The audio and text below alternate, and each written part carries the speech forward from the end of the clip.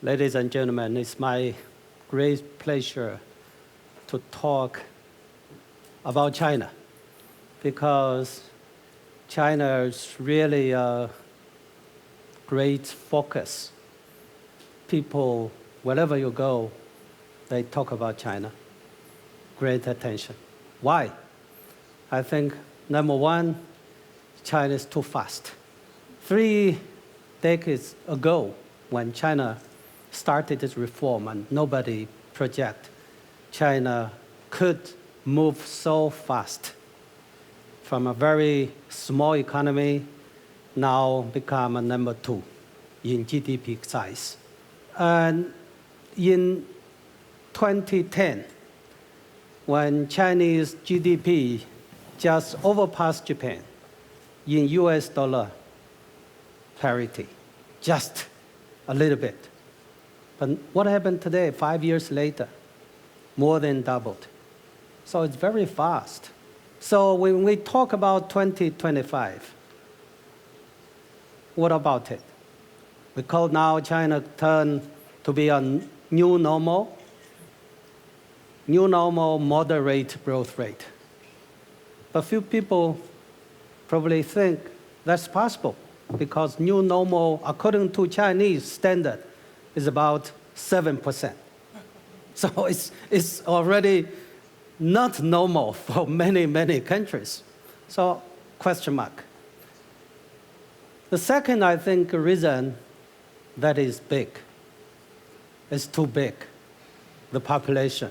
The human beings have never experienced such a process, mobilize more than 10 billion population, and let 10 billion people to be rich at a short time. So the big population is a good thing, is a bad thing. Now almost every country welcomes Chinese people for purchasing power. Our Korean friends realize this, understand this the better than any country. But at the same time, they're worried about the flood of Chinese people, increasing investments, too high purchasing power. So big population is, also a big question mark. The third, I think, reason that is, I think, too different. It has a different system. Still led and continue to be led by Communist Party. We have an end of Cold War. We had a saying that is end of history, but here China still different. I think China continue to be different. So whether Chinese different political system can sustain, what does it mean? I remember about 2 weeks ago, I was in Iran, discussed with some scholars, including religious scholars. They put a lot of expect on China's future.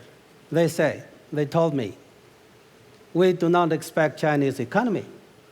We respect Chinese political dimension, which would bring a different system to the world, a different civilization. Believe it or not, that's probably, I think, that's true. So China is different. We are so used to have this, Western democratic system. Now you have a big country. If we continue like this, what does it mean? Many countries probably will learn from China, and that's a big challenge for existing, dominated political system. So also a big question, whether it can sustain, what kind of impact.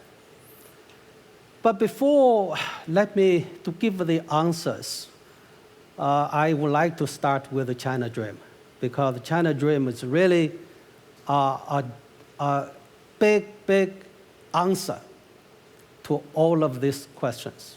Many people ask me why China dream, why Xi Jinping pick up this China dream. Why China dream? I think for Chinese, especially for my age, I'm 70 years old. And we can understand quite well. Because China used to be a great power, but it fall down in modern time. And many Chinese had a dream. China could be back to a world stage, could be a great power again.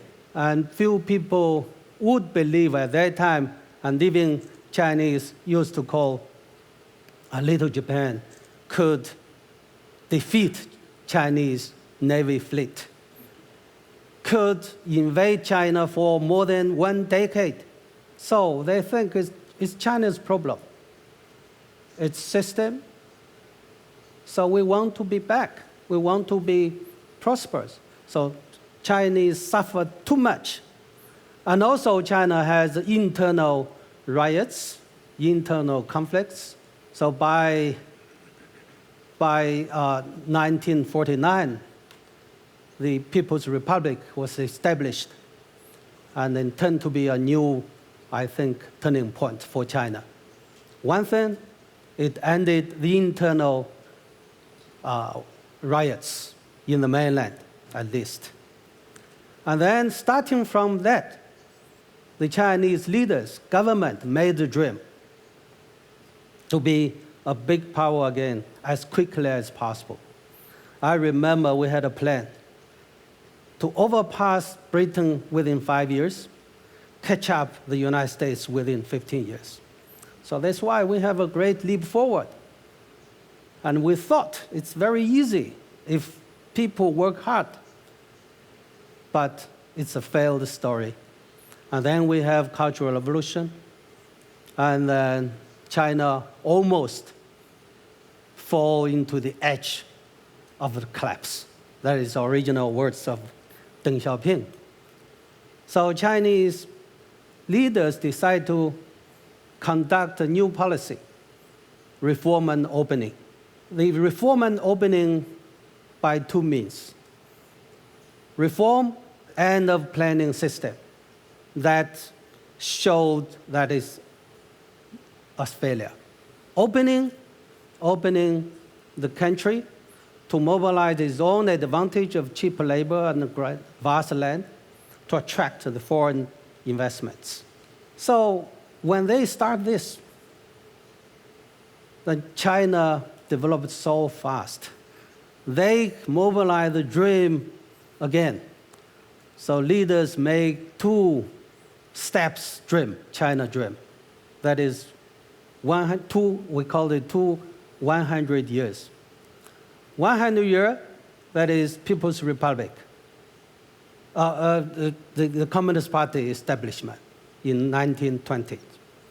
So that is by 2020, China will become a Xiaokang, comprehensive Xiaokang, that is provide welfare to all Chinese. That's a really big dream, because for more than 100 years, Chinese people never enjoy this comprehensive welfare. Hunger and disorder, unstable life, Cultural Revolution, and so on. So I think that is why Xi Jinping picked up this China dream, because 2020, what does it mean? In his term, according to our political arrangement, at least he could be on the leading power for 10 years. So that is 2023. So 2020 is his responsibility to realize the first step dream by the 100 years of China Communist Party, who consider to be unified, integrated, and the internal turmoil of modern China, and to be a comprehensive Xiaokang state. The second state made by Chinese leaders is 2050. That is by the People's Republic, 100 years. So always Chinese think it's 100 years. It's a short time, according to the Chinese history. But it's a long time, but a short time for Chinese. because we have more than 100 years and falling out, declining. And then we have another 200 years pick up, rise again. So by 2025, still a half step to that, the second step dream. That is to be a developed country. It's not a well-developed country. It's only mid-level developed country at that time. So the average of Chinese GDP is still in the middle, not on the top. So even by 2025, China become a number one economy in GDP size. As Professor Zhu said, it does not represent everything. And the average, income is still low, and many the others. So it's not easy. China is seeking this transition process as 100 years. And I remember the story this year during the Lianghui, that's Congress meeting, and CPPCC conference. I'm a member of CPPC. Correspondents asked me, what do you think about that one belt and one road? How long China needs to finish? I said, at least need 100 years. So the correspondents outline the subject, the topic. Professor Zhang said that one belt and one road need 100 years. But it's not a joke, actually. If you really build a well-developed region connected by all kind of advanced infrastructures, let the region become prosperous, it's need longer, probably. But we want to make the dream to be true. That is, I think, most important thing. As I said, it's not easy. We realize it's not easy. Because China now experiencing very, very important grand transformation. The first one is economy. And China enjoy this opening, cheap labor, supporting government policy, export, and all. But now, no longer. We have to change. We have to move to a higher stage, to restructure. You have to mobilize domestic demand. You have to be an innovative economy rather than just copying. And the labor cost has increased and high. So you have to change. So transformation of the economy is a very hard process.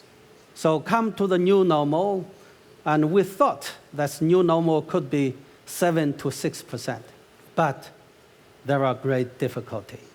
Currently, you see, a lot of numbers of factories have closed down, have to move to new areas.